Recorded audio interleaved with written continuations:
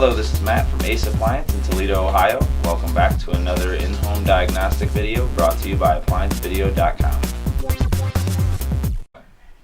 Okay, what we have here is a Maytag top-load washer. The customer's complaint is that the timer was not advancing. Basically, when you would set it to a wash cycle or a rinse cycle, it would fill up and pretty much would just agitate non-stop. The timer wasn't advancing through the cycles. So we know the motor on the timer itself is going to be bad. So what we're going to do is replace the timer.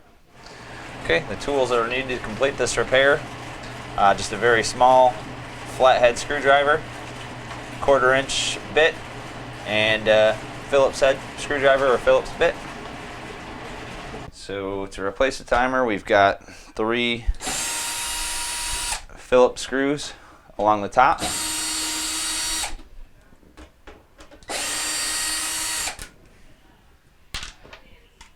And we've got 3 1/4 inch screws along the bottom.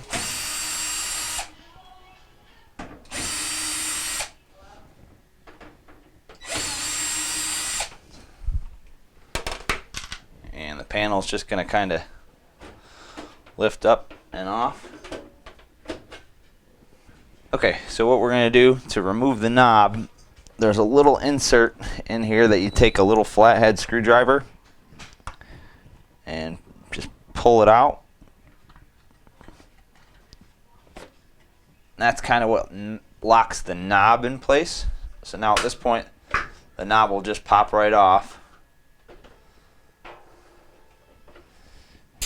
And we are going to remove the connector, the molex harness.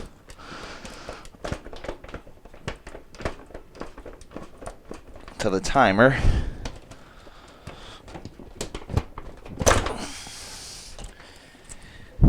And there is just another tab that locks the timer in place. You release the tab. The locking tab is right here. So what you do is depress it and slide the timer. Basically, it's to the left, and it unlocks these 2 tabs where it slides into. All right, well, just to show the camera kind of how this piece locks the knob in place, you got your knob right here. This goes right up through the center, and it kind of keeps these tabs from being able to depress or push in. So when you're putting the timer back together, you're going to take the knob, slide it on just like that.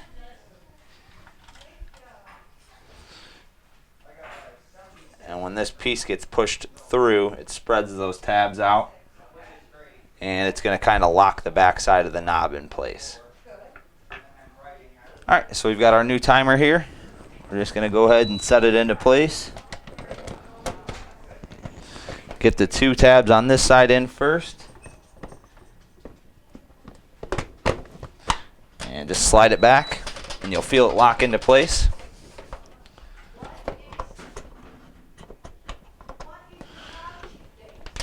Put the molex connector back on.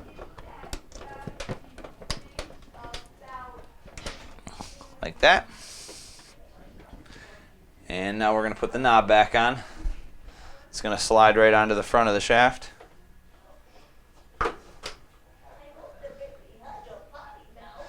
And this new timer actually has this insert piece already in it. So you pull that back just a little bit.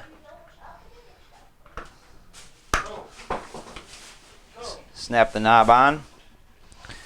And then push that piece back in until it clips. And that's going to lock your knob into place.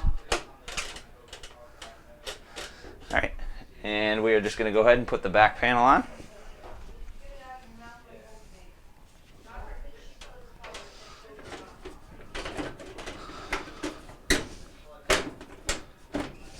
Just like that.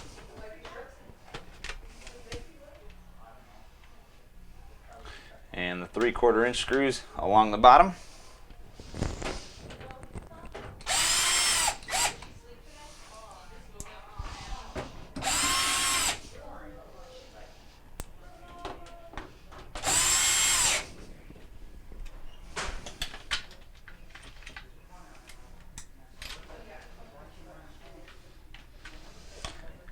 3 Phillips along the top.